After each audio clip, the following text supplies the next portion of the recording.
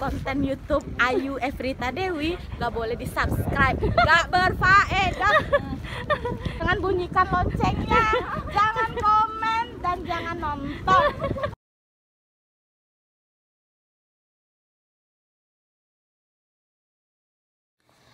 Hello guys, welcome back to my channel.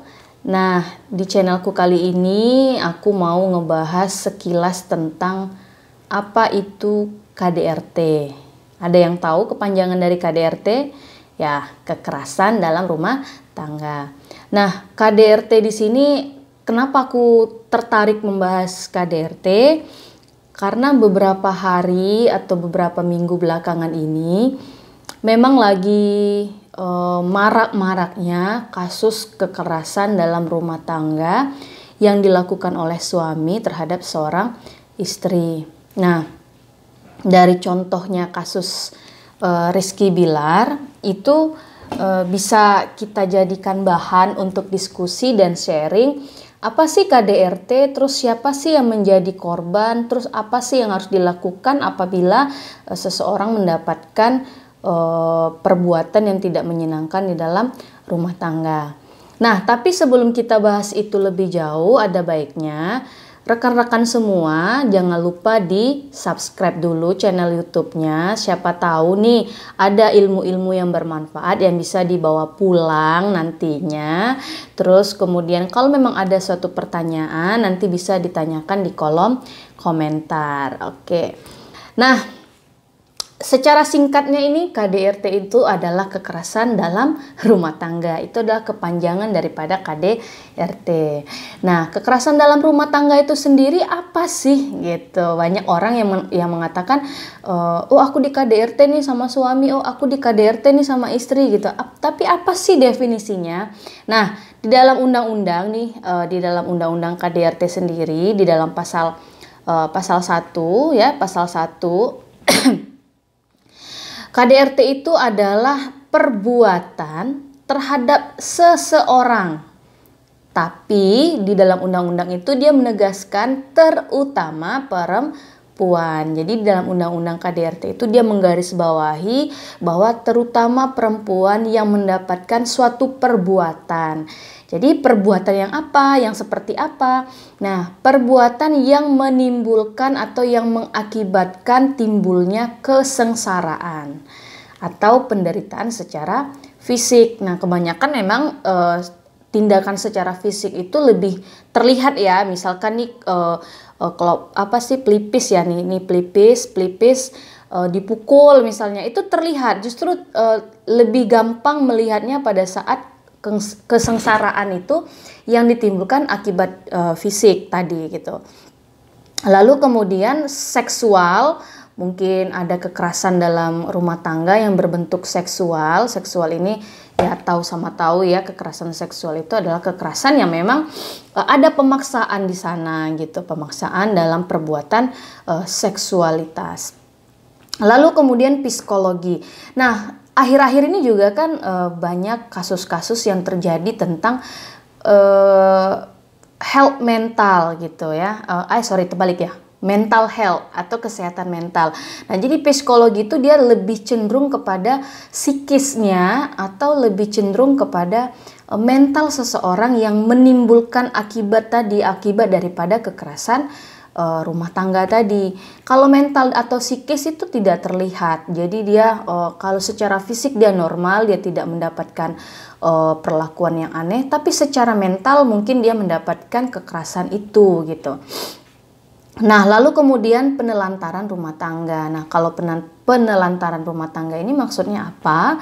Yaitu penelantaran rumah tangga, misalkan suaminya itu menikah sama dia tapi dia tidak memberikan nafkah. Nah, itu masuk dalam konteks penelantaran rumah tangga. Lalu kemudian ada juga terdapat suatu ancaman untuk melakukan suatu perbuatan. Ya, ancaman dalam melakukan suatu perbuatan, mungkin perbuatan hal-hal yang di luar dari logika seseorang di dalam rumah tangga. Lalu di situ ada juga pemaksaan atau perampasan kemerdekaan secara melawan hukum dalam lingkup rumah tangga. Nah, jadi kalau misalkan dalam rumah tangga sendiri itu siapa-siapa saja orang-orang yang ada di rumah tersebut. Nah, orang-orang itu siapa? Ada suami, ada istri, ada anak, ada, kalau misalkan di rumah itu ada mertua, maka ada mertua. Itu adalah konteks dari rumah tangga, orang-orang yang menetap di rumah tersebut. Nah, sampai sini udah paham belum apa itu KDRT? Jadi, secara sederhananya kita menyebut bahwa KDRT itu adalah perbuatan yang menimbulkan akibat tidak baik di dalam suatu rumah tangga. Jadi kalau misalkan nih ada tetangganya tiba-tiba pagi-pagi biru matanya, tanyain aja. Itu karena secara fisik memang terlihat gitu, secara fisik terlihat bahwa seseorang tersebut mengalami perbuatan yang tidak menyenangkan di dalam rumah gitu. Ya mungkin dia di WC atau di mana jatuh terus kebentur, tapi kan kita tidak ada salahnya untuk bertanya gitu. Nah, kita lanjut lagi. Maaf ya guys, aku lagi batuk. Nah, terus kemudian kalau menurut Komnas Perempuan itu mendefinisikan tentang KDRT atau domestic violence sebagai kekerasan berbasis gender yang terjadi di ranah personal. Jadi personal itu adalah secara pribadi atau secara privat. Nah, kekerasan ini biasanya terjadi dalam hubungan personal juga. Jadi kalau dalam rumah tangga itu adalah ranah privat ya. Jadi deliknya itu dalam hukum pidana itu deliknya delik aduan.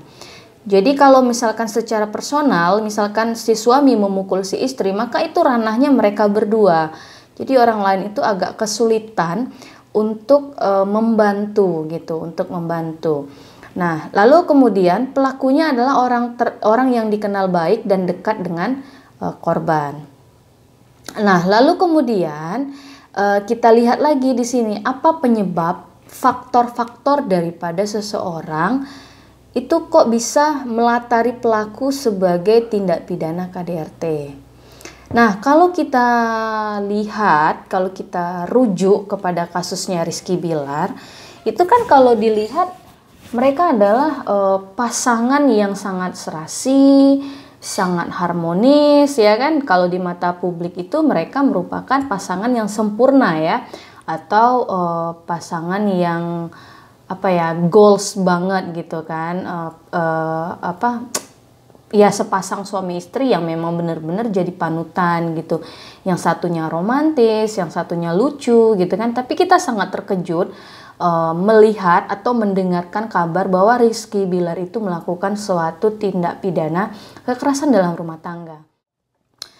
Nah, dapat kita lihat beberapa bentuk daripada KDRT di dalam rumah tangga. Yang pertama itu ada bentuk secara fisik. Jadi kalau bentuk secara fisik itu akibatnya adalah menimbulkan rasa sakit, terus kemudian seseorang tersebut jatuh sakit atau luka berat mungkin, atau sampai meninggal juga gitu ya. Nah, terus contohnya itu adalah adanya tamparan, pukulan, penganiayaan dan sebagainya. Nah, itu dalam bentuk fisik. Kalau untuk secara psikis itu bentuknya dalam kondisi psikologis atau ranah mental gitu ya. Nah, di sini dampaknya membuat korban itu trauma, merasa ketakutan, ketidakpercayaan diri, kehilangan kemampuan untuk bertindak, terus kemudian perasaan tidak berdaya, dan penderitaan lainnya. Contohnya itu adalah bully, gaslighting, dan sebagainya. Jadi kalau untuk psikis ini sebenarnya dengan dia mengucapkan kata-kata kasar saja, kalau si korban merasa tidak terima atau batinnya tidak suka, maka dia akan menimbulkan rasa trauma yang sangat berat gitu, karena kata-kata tersebut yang tidak pernah dia terima sebelumnya diucapkan oleh orang terdekat di dalam rumah tangga tersebut. Lalu kemudian kekerasan seksual. Nah, kekerasan seksual ini adalah walaupun sudah bersuami istri statusnya, itu tidak boleh melakukan pemaksaan hubungan seksual itu dalam bentuk apapun, baik itu dengan kekerasan, dengan pemaksaan, itu tidak boleh walaupun konteksnya adalah suami dan istri. Maka itu ada dalam ranah rumah tangga, maka dia masuk ke dalam KDRT. Jadi kalau misalkan istrinya lagi tidak pengen, jangan dipaksa. Oke, bapak-bapak ingat, jangan dipaksa. Nah, kita lanjut lagi ke poin keempat, yaitu penelantaran rumah tangga. Jadi kalau penelantaran rumah tangga ini adalah pembatasan seseorang untuk tidak boleh bekerja.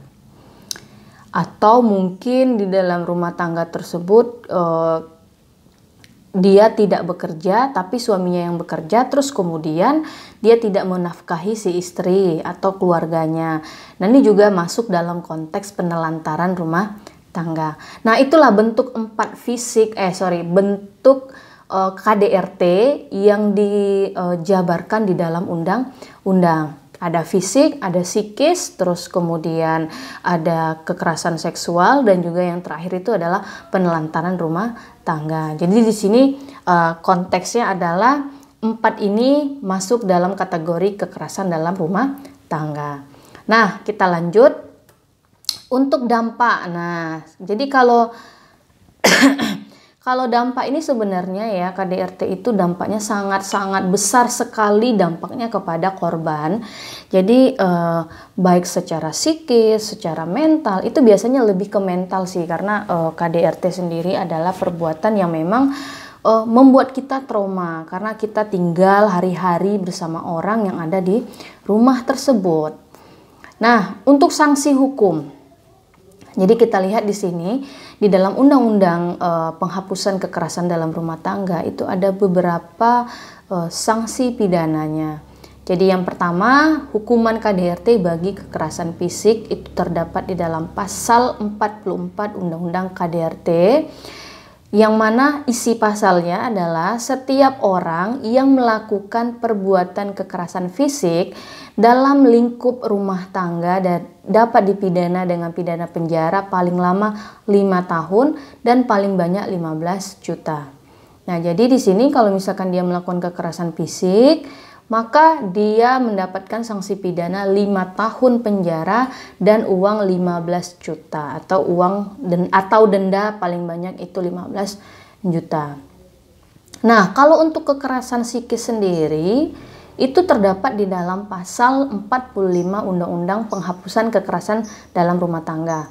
Isinya atau isi pasalnya itu adalah setiap orang yang melakukan kekerasan psikis dipidana dengan pidana penjara paling lama 3 tahun atau denda paling banyak 9 juta. Nah, lanjut. KDRT bagi kekerasan seksual. Nah, ini agak sedikit banyak ya. Karena apa? Karena yang diserang itu adalah anggota intim. Nah, untuk hukuman kekerasan dalam rumah tangga bagi kekerasan seksual itu dipidana penjara paling lama 12 tahun dan denda atau denda paling banyak 36 juta. Nah, kalau untuk penelantaran rumah tangga di poin terakhir itu pada pasal 49 Undang-Undang Penghapusan Kekerasan dalam Rumah Tangga paling lama 3 tahun dan dendanya paling banyak itu 15 juta. Nah, jadi dari kasus KDRT Rizky dan Bilar ini, itu sebelum nantinya pada saat proses pemeriksaan, penyidikan, maka akan dilihat apa yang dilakukan oleh Rizky Bilar itu masuk kategorinya kemana. Ada 4 tadi kan, ada kekerasan fisik, psikis, seksual, dan juga penelantaran rumah tangga. Nah, jadi dari 4 ini, kira-kira Rizky Bilar itu mau kenanya di mana? Tergantung daripada keterangan saksi, tergantung kepada keterangan pelaku, tergantung daripada keterangan korban. Maka kita lihat dia akan merujuk kemana dari 4 kategori atau 4 bentuk KDRT yang terdapat di dalam rumah tangga menurut undang-undang. Nah, kalau misalkan dia kena di psikis, biasanya sih ya, kalau KDRT itu dia beruntun. Fisiknya kena, psikisnya udah pasti kena. Ya kan, kalau misalkan seksualnya kena, psikisnya pasti kena, fisiknya juga pasti kena. Nah, jadi kalau kita lihat nanti tergantung nih hasil daripada penyidikan polisi, kira-kira yang mana sih si Rizky Bilar ini kena gitu. Kalau saya belum bisa komentar Rizky Bilar itu kenanya yang mana, tapi saya cuma bisa memberikan tanggapan bahwa 4 tindak pidana KDRT yang dilakukan oleh orang terdekat terhadap korban itu dapat dipidana dan dapat disanksi. Nah, karena kasusnya ini adalah delik aduan, jadi yang mengadu itu adalah hanya orang-orang yang merasa dirugikan. Jadi kalau misalkan Lesti merasa dirugikan oleh Bilar, maka Lesti wajib melaporkan itu agar apa? Agar tidak ada lagi kekerasan-kekerasan berikutnya yang dilakukan oleh Bilar. Nah, di sini juga disebutkan dalam melaporkan kasus KDRT itu ya langsung saja ke kantor polisi. Kita tidak perlu melaporkan tidak perlu ke orang tua, tidak perlu ke teman, tapi langsung saja kita melapor ke kantor polisi. Karena konteksnya adalah di sini konteks KDRT kekerasan yang memang berhubungan dengan personal. Seperti yang sudah saya sampaikan di awal tadi gitu kan, bahwa KDRT ini ranahnya adalah privat atau ranah personal. Jadi kalau dia merasa dia dirugikan, maka laporlah gitu. Jadi kita bantu, polisi akan membantu korban-korban daripada KDRT.